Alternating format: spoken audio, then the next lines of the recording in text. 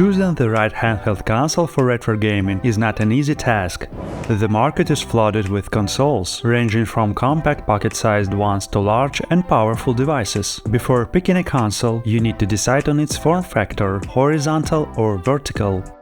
I've tested a lot of consoles, and today I'll tell you about my favorite horizontal ones, covering their main advantages, drawbacks and prices. By the way, I recently made a similar video about my favorite vertical consoles, where I talked about the R36H, TrimUI brick and R36S. If you haven't seen that video yet, be sure to check it out using the link in the description box.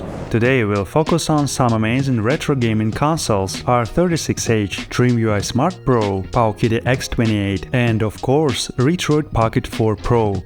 Not all of these consoles are budget-friendly, but each of them falls into a clear category based on its capabilities. I've already made detailed reviews of all these consoles, so if you haven't seen them yet, I recommend checking them out. You'll find the links in the description box. By the way, you can buy all of these consoles on AliExpress, and if you want to make your purchase more affordable, be sure to use a promo code at checkout for an additional discount. All links and details are in the description box. Now let's start with the Powkiddy X28. This console impresses with its large screen and comfortable ergonomics. It has solid build quality, standard analog sticks, and incredible performance for PSP games. You can play all PSP games at maximum settings and with upscaled resolution.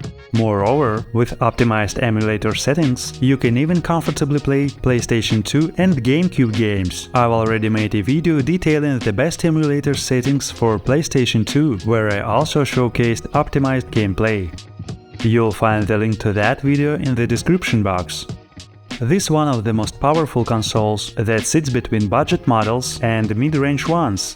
Depending on seasonal discounts, its price ranges from $100 to $160, but for that money, you get the ultimate device for smooth PSP gaming and even some major PlayStation 2 titles. But that's not all. In addition to all the well-known retro consoles running RetroArch, you can also play lightweight Nintendo Switch games that don't require high graphical power. One of the biggest advantages of this console is that it runs on Android 11, giving you access to an endless list of apps and games from the Google Play Store.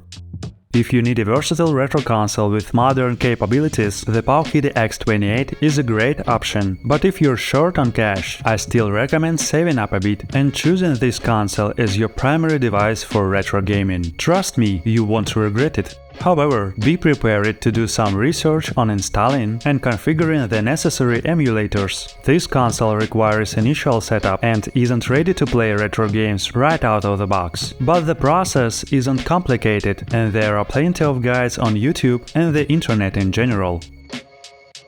Now let's move on to another one of my favorite consoles, which I consider the best budget choice this year, TrimUI Smart Pro. This console is fantastic both inside and out. It has a pleasant matte plastic finish, excellent build quality, and even stylish backlighting on the analog sticks.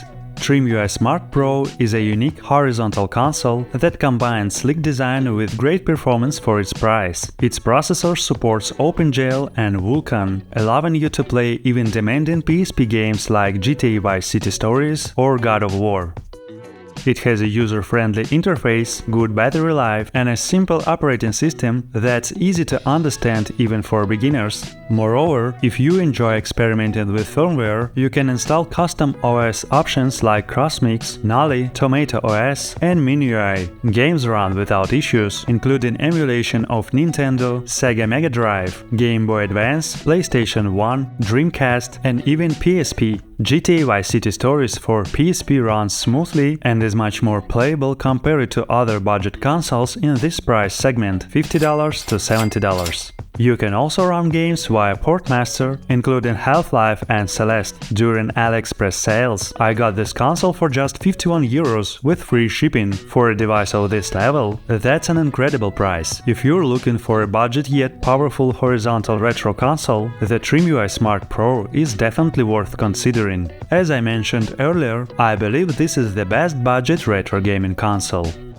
And before we continue, please like and subscribe to the channel. and leave a comment. This helps me promote the channel. Also, you can click the bell icon, so you don't miss any new videos. Thank you for your attention. Let's continue. Now, moving on to the next console, the new version of the legendary R36S in a horizontal form factor, the R36H. The new R36H console looks quite stylish, features 2 analog sticks, and runs on the ROS firmware. I had been eagerly waiting for an official horizontal version of the R36 console. In my previous video, I shared my thoughts on the R36S, and the new R36H is identical in terms of performance, only the shape and design have changed. Essentially, these are the same console, with one key difference: one is vertical and the other is horizontal. It delivers the same solid experience, but in a horizontal layout. The buttons, sticks, and audio remain at the same quality level. Some nice improvements include dual stereo speakers instead of one, comfortable shoulder triggers, and a diagonal stick layout that many will appreciate. As for gaming performance, there are no surprises. Retro platforms run flawlessly. PlayStation 1 games work without issues, but PSP games and more demanding 3D emulation require compromises. Playing demanding PSP titles at minimal graphics settings won't be very comfortable, but simpler games like Loco Roco or Little Big Planet run great. Thanks to the ROS firmware, you can also run games via Portmaster, such as Half-Life, GTA Vice City, and other classic PC titles. If you're already familiar with the R36S but prefer playing on a horizontal console, the R36H is a great choice. However, there is one major downside. Like the R36S, this console comes with low-quality SD cards, meaning you'll need to buy a new branded SD card, reinstall the firmware, and transfer your entire game library. At first glance, this may seem complicated, but if you follow my videos, the process becomes much simpler. I talked in detail about choosing SD cards in my video answering the most common questions about the R36S. Be sure to check it out using the link in the description box. Overall, the R36H is an excellent budget option for retro gaming enthusiasts. It's compact, comfortable, and if you like the R36S but prefer a horizontal design, the R36H is a great pick.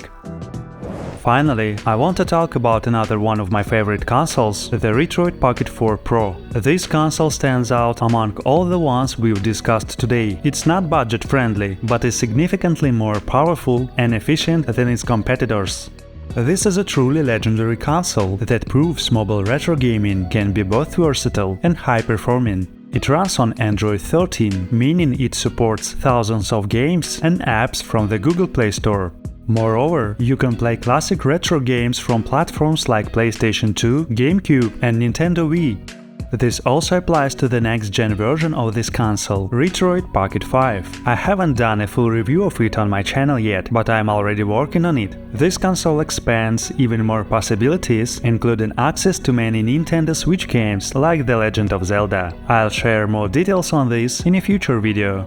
Both of these Retroid Pocket consoles are incredibly powerful, and thanks to their compact size and excellent build quality, they are easy to carry around and play anywhere. If your budget allows, you'll be making a great choice with either of these. If you can afford, the Retroid Pocket 5 is the better of options since it's newer and more powerful than the Retroid Pocket 4 Pro. Remember, you can find all the console links in the description box. So, to sum it all up, each of these consoles has its strengths and fits different needs. The choice ultimately depends on what kind of retro gaming experience you're looking for.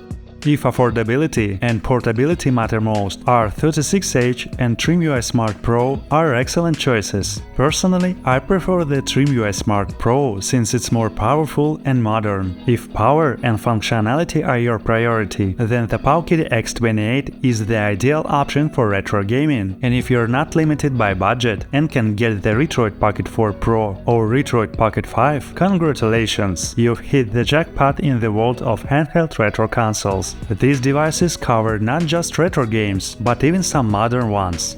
Which console would you choose and why? Let me know in the comments. I'm really interested to read your thoughts. I hope this detailed breakdown of horizontal consoles helps you decide and enjoy your favorite retro games. I hope you enjoyed this video. Please like and subscribe to the channel. I wish you pleasant nostalgia and successful completion of your favorite games.